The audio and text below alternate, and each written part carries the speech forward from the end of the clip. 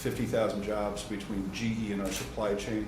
Lots of small and medium-sized companies in this in this country and around the world.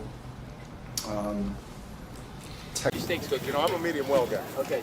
First, we have updated our intelligence assessment of Iran's missile programs, which emphasizes the threat posed by Iran's short and medium-range missiles, which are capable of reaching Europe.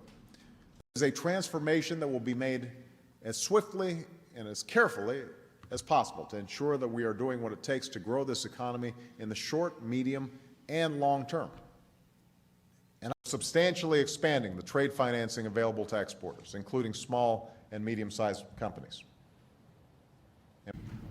This has been going on for many decades, but basically what we're looking for is funding for the poor and small and medium enterprises in order to be able to create a better economic situation in El Salvador. We are substantially expanding the trade financing available to exporters, including small and medium-sized companies. There are also some medium and long-term issues that we discussed that have to be dealt with. And we're pleased to see the fresh and innovative strategies that we can pursue to help small and medium-sized companies sell their goods and services abroad.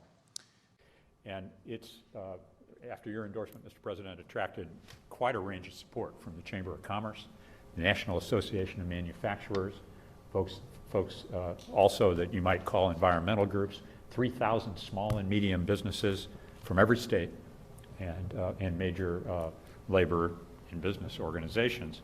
Our job is to set a course for the medium and the long term that assures that not only both our economies grow, but the world economy is stable and prosperous. If you've got more money in your paychecks next year, you're more likely to spend it, and that means small businesses and medium-sized businesses and large businesses will have more customers.